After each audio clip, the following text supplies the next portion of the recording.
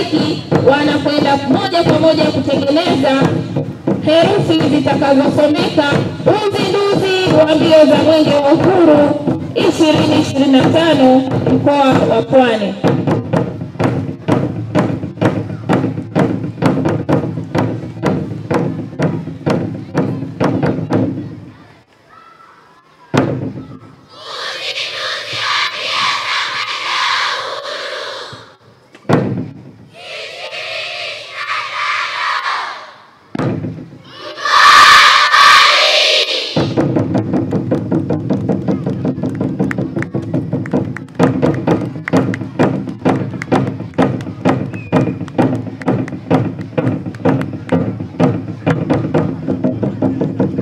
Leo tumefanya ziara ya kuangalia maandalizi ya uwashwaji wa mbio za Mwenge au uanzishaji wa mbio za Mwenge ambao kitaifa yanakuja kufanyika Kibaha, mkoa wa Pwani, na nimefarijika sana kuona maandalizi yanakwenda vizuri.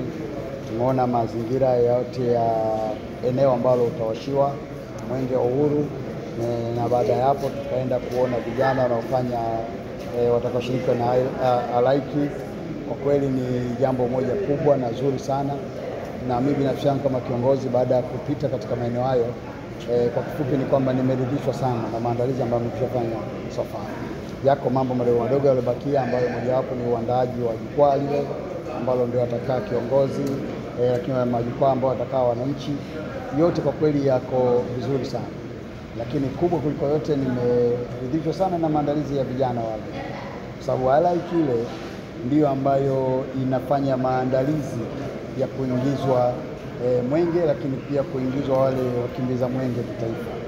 Na binafsi yangu nimeona watoto wale wameandaliwa vizuri sana, na naweza kusema kwa namna nyingine mkoa wa Pwani uko tayari. Hapa alipobakia hizo 2%, kwa kweli katika kipindi kilichobakia hiki kinatosha kumalizia na kuweza kuweka vizuri mambo yote yakaa vizuri. Na baada ya hapo sisi kwenye level ya wizara au taifa ni kuleta chombo na kuwaleta wale wakimbiza Mwenge wenyewe, ili sasa shughuli ya kukimbiza Mwenge iweze kuanza. Uzalendo sio jambo ambalo watu wanazaliwa nalo. Uzalendo ni jambo ambalo watu wanafundishwa, watu wanaliishi, na baada ya hapo linakuwa ni tabia. Kwa hiyo watoto hawa wanapofundishwa kama hivi juu ya umuhimu wa nchi yao, juu ya umuhimu wa mambo makubwa ambayo nchi yamefanya, lakini pia kukumbushwa kwamba nchi yao imetoka wapi, kwa sababu kijana aliyezaliwa leo au vijana hawa ambao wanacheza halaiki leo, hawa wanakuwa katika mazingira ambayo wanaona nchi ina madarasa ya kutosha, nchi ina hospitali za kutosha, huduma za afya zimeimarika. Haya yanatakiwa yawe fundisho kwao, kwa sababu tulipotokea havikuwepo.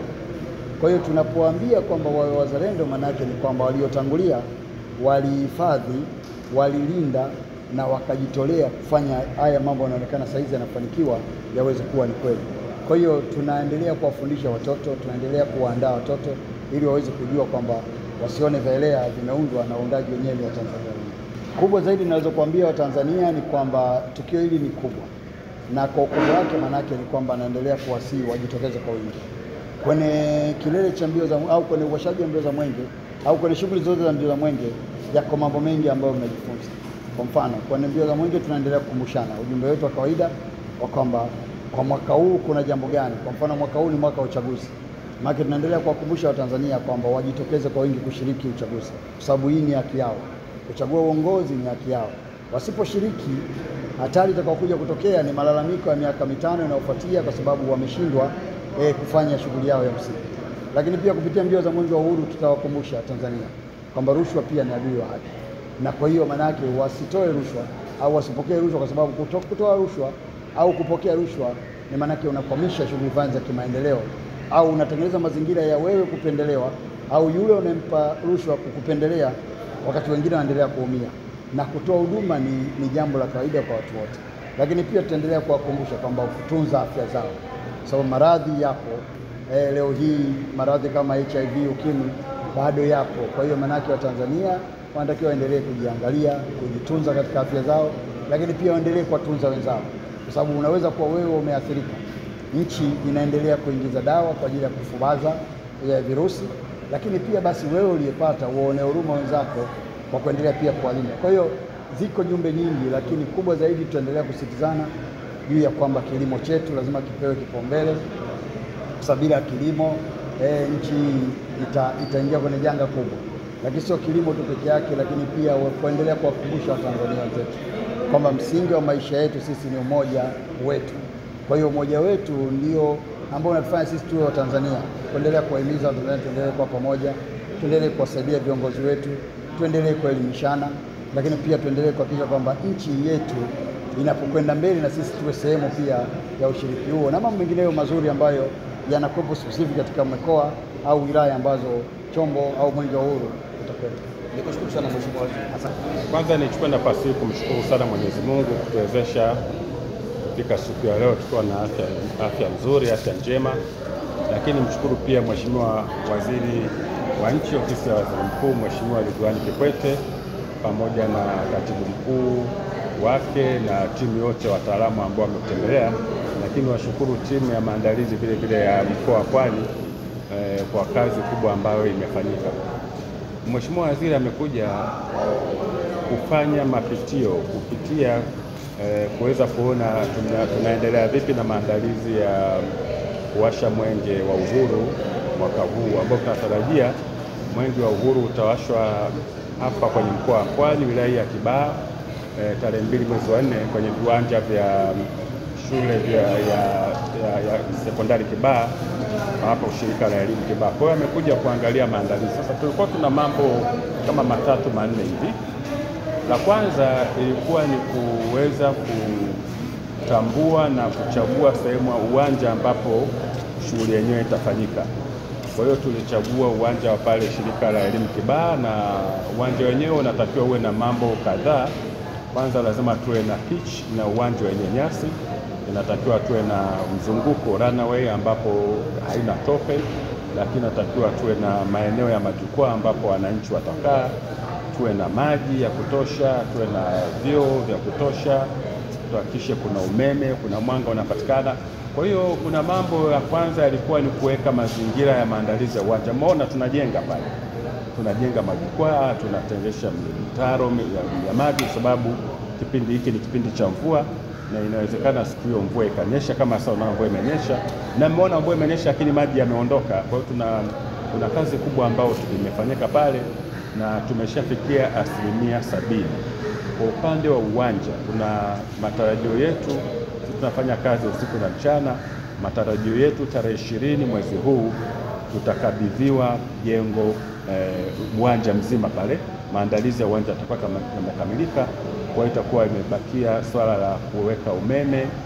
Umeme upo tayari, kuzia sehemu gani tuweze kuhakikisha tunaweka umeme na upambaji wa uwanja. Hiyo tutaianza tarehe 21. Tarehe 20 tunakabidhia, 21 tunaanza kufanya kazi hiyo. Lakini vile vile unaona tuna maeneo ya kuwashia mwenge, jukwaa la wasanii, yote tutakuwa tumekamilisha kufika wakati huo. Eneo la pili ni upande wa halaiki. Maona tumeenda kuona vijana halaiki wanaendelea na wanafanya kwa awamu. Kwa kweli wanaendelea vizuri sana. Tumeona tukio zima.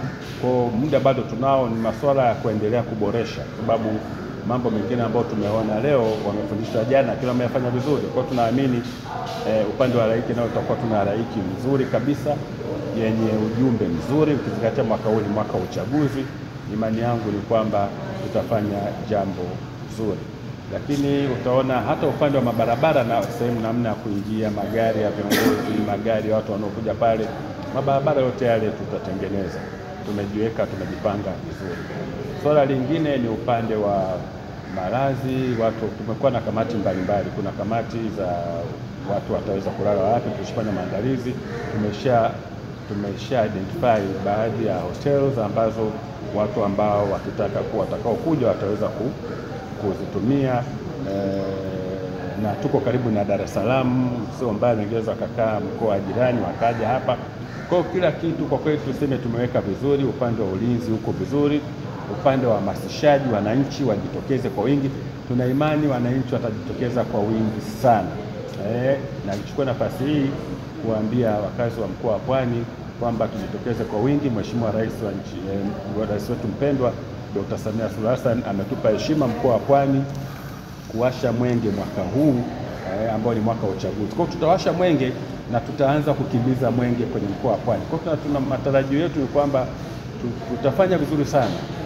Tufanye vizuri sana katika tukio zima la uwashaji mwenge, lakini matarajio yetu tufanye vizuri pia katika kukimbiza mwenge. Imani yetu ni kwamba kama ambavyo tunafanya vizuri, tuahidi wananchi tutafanya vizuri, wananchi wajitokeze kwa wingi, watupe ushirikiano. Basi mkoa wa Pwani tunaenda kuweka historia ya kuwa na uwashaji mwenge mzuri ambao unakuwa unaenda na kumbukumbu ya historia ya uchaguzi mkuu wa nchi yetu.